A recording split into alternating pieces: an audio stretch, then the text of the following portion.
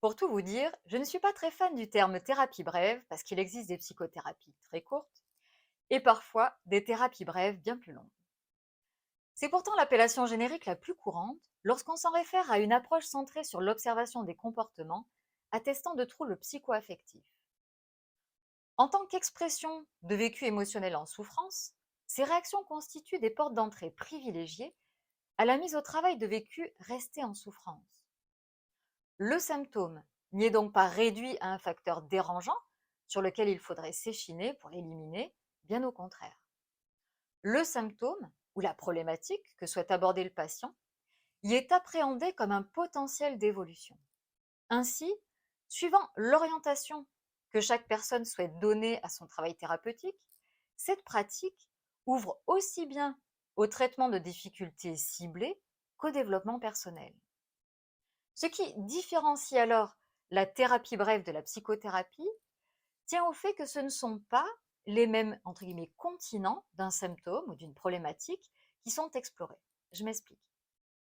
La psychanalyse conçoit chaque chose que nous vivons, alors qu'elle soit passée, présente, traumatique ou non, comme étant toujours constituée de deux champs.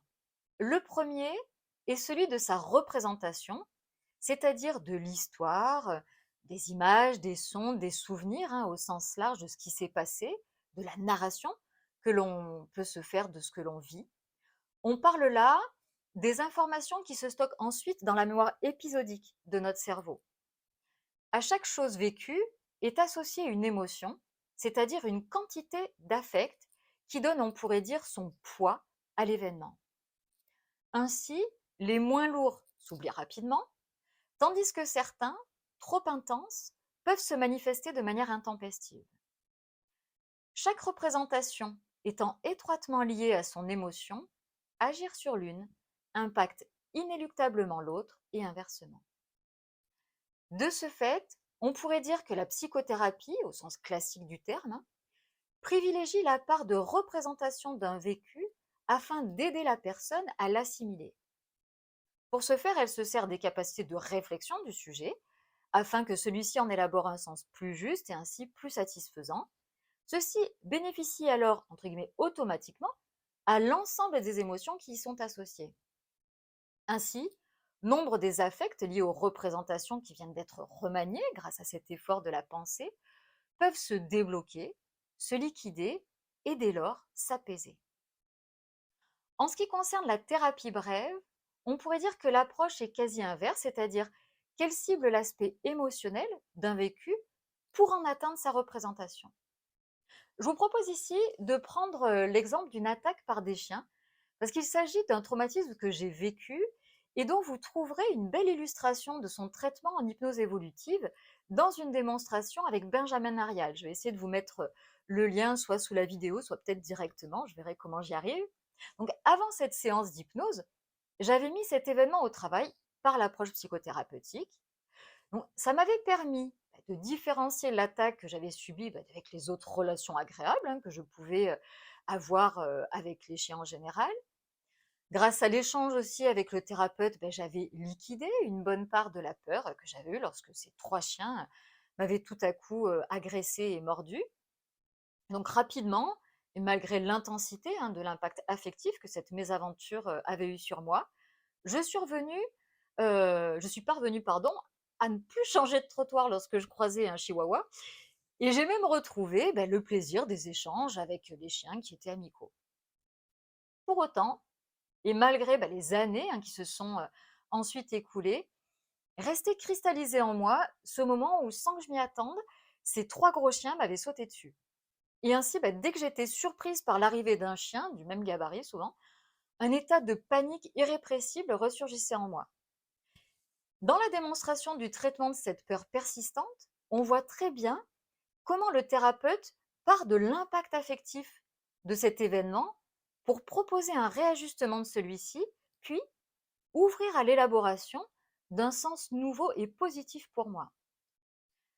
Grâce à cette mise au travail de l'affect qui était resté en souffrance, j'ai pu réajuster ma représentation de cette expérience et la semaine suivante, un chien qui avait pris pour habitude de profiter de mes craintes, je pense pour faire un peu le malin, s'est trouvé assez démuni lorsque, sans réfléchir, c'est-à-dire assez naturellement, j'ai signifié que j'en avais ras-le-bol. Et pour tout vous dire, il en a été tellement surpris que je crois qu'il boude encore. À l'époque des faits, j'étais étudiante à l'université et je connaissais malheureusement pas l'EMDR ou l'EFT. Pourtant, ces outils m'auraient probablement beaucoup aidé à digérer ce traumatisme. Ainsi, grâce, on va dire, à la détox émotionnelle, qu'offre la pratique de l'EFT, alors Emotional Freedom Technique, pour être précise, j'aurais pu travailler à débloquer ces émotions intenses qui s'étaient manifestées en moi et qui, à défaut de trouver une issue, y étaient restées bloquées, cristallisées et en souffrance. De plus, avec le MDR et son utilisation des stimulations bilatérales alternées, j'aurais pu apaiser les affects de surprise, d'incompréhension et de peur assez terribles que j'avais éprouvés lorsque je me suis fait attaquer. Puis non contente d'en diminuer l'intensité, cela m'aurait aidé à réorganiser mon vécu autour d'émotions plus positives telles que la fierté, peut-être de m'être courageusement battue, ou la satisfaction à avoir su trouver des réactions qui étaient suffisamment appropriées pour me sortir d'affaire. Cet exemple s'est finalement avéré être une source d'enrichissement lorsque je l'ai confronté aux différentes approches thérapeutiques auxquelles je me suis formée, m'a permis de prendre la mesure de leur complémentarité. C'est-à-dire que ce soit par ma pratique personnelle autant que par mon expérience professionnelle, j'ai ainsi pu vérifier que chacune d'elles permettait d'aborder un nombre de souffrances extraordinairement vastes, à la condition de garder à l'esprit qu'on ne peut pas traiter tous les aspects d'un problème avec la même technique, mais que chaque pratique permet de mettre au travail une part non négligeable de ce problème. À partir de cette posture, finalement assez humble, lorsqu'on l'associe au principe de base qui est toujours de suivre la personne au plus près de ses besoins, l'accompagnement en thérapie brève et notamment en hypnose thérapeutique s'avère un outil absolument formidable pour que chaque patient parvienne à profiter de la mise au travail de son vécu émotionnel afin de mobiliser ses ressources personnelles, de dénouer ses problématiques, de leur donner un sens plus pertinent et ainsi d'apaiser ses souffrances. On parvient dès lors à travailler sur des thèmes aussi étendus que les dépendances au tabac, à l'alcool, au cannabis, voire même aux drogues dures. On peut travailler aussi sur les troubles de l'anxiété, du sommeil, les troubles du comportement alimentaire. Encore sur la question des enjeux de stress post-traumatique, voire même des deuils pathologiques. Aussi sur les peurs et les phobies. Parfois encore, on peut travailler sur les douleurs, les pathologies chroniques, autant que sur l'accompagnement du processus de guérison de chacune des maladies. J'apprécie aussi de travailler sur les souffrances identitaires telles que le manque d'estime de soi, le manque de confiance en soi, voire même la préparation aux examens. Et j'ai même eu la chance d'accompagner plusieurs femmes durant leur grossesse et ce jusqu'à leur accouchement, avec là aussi vraiment je trouvais de belles pratiques en hypnose évolutive notamment. Alors concrètement, comment se passe un accompagnement en thérapie brève?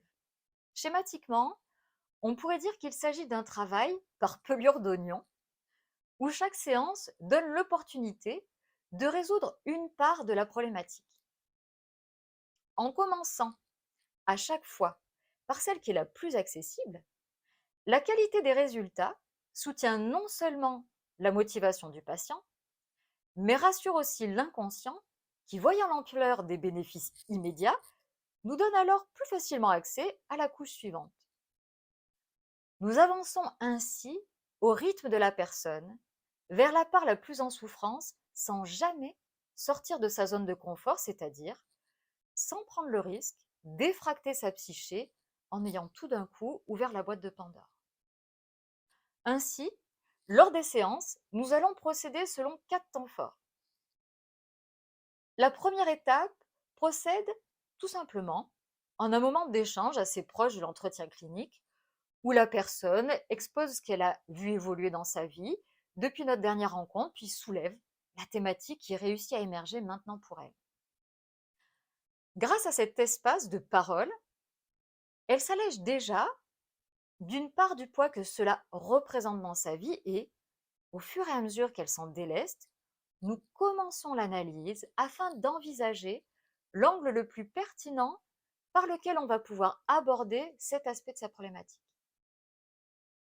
En cherchant ainsi avec le patient ce qui relève des enjeux à la fois les plus profonds et les plus existentiels aux symptômes qui motivent sa consultation, on crée finalement plus de place pour l'inattendu, pour ceux qui se dérobaient à la pensée, voire pour ceux qui pouvaient subtilement se cacher derrière tout ça. Et puis, c'est évidemment aussi le moment où se mettent en perspective les bénéfices dont la personne va pouvoir tirer parti en répondant enfin à cette problématique dans sa vie. Ce dernier aspect a le mérite d'accroître sa motivation, même inconsciente, et renforce aussi les apprentissages qu'elle va pouvoir tirer de son travail thérapeutique.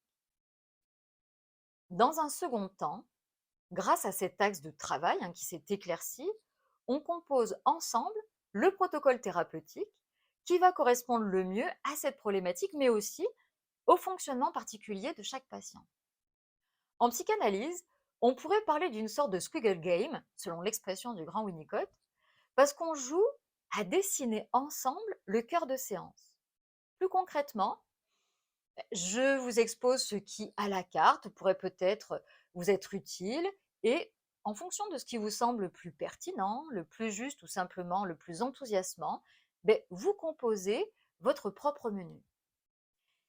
Il s'agit donc de définir ensemble quelle induction, c'est-à-dire la méthode par laquelle la personne va apprécier d'entrer en état de conscience amplifié, vous conviendra le mieux, quel voyage de l'esprit ou quelles techniques vous guideront au plus près de votre solution évolutive que vous recherchez et comment nous allons mobiliser vos ressources qui vont être les plus utiles, quelles modalités d'intégration vont favoriser leur assimilation et ainsi comment vous allez vous enrichir au maximum des enseignements qui vont se manifester. De cette manière, on élabore la trame de ce qui va constituer le temps fort de cette séance, tout en sachant qu'il s'agit là d'un programme qui reste ouvert aux modifications. C'est-à-dire que pendant le temps du protocole, vous êtes absolument libre de changer d'avis et d'aller visiter votre problématique d'une autre manière ou de vous orienter plutôt vers un élément qui d'un coup apparaît avoir été sous-estimé. Cette phase me semble d'autant plus importante qu'elle prépare la personne à ce qu'elle va pouvoir expérimenter tout en lui rendant déjà sa place d'acteur principal. Donc le troisième temps de séance est évidemment le plus long, consiste à vivre pleinement le protocole qui vient d'être envisagé.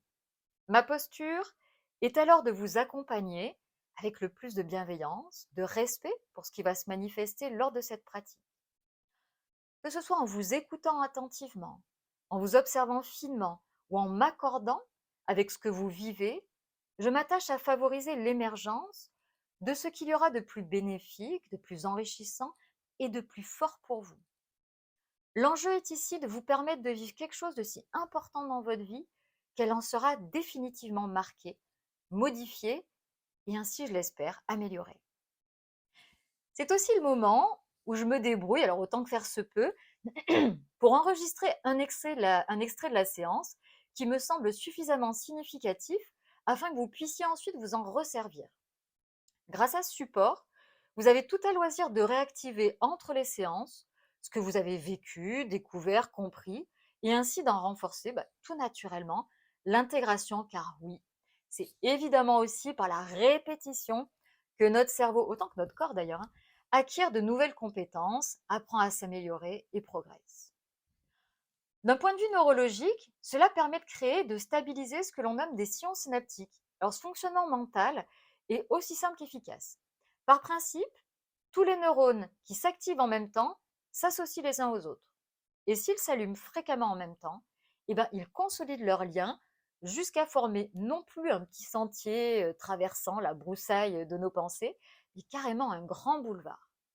Ce dernier prend alors le pas sur la plupart des routes qu'empruntait auparavant notre cerveau, ce qui nous permet tout bonnement de modifier nos comportements, nos modes de fonctionnement, voire tout un champ de nos réactions et de nos processus de pensée.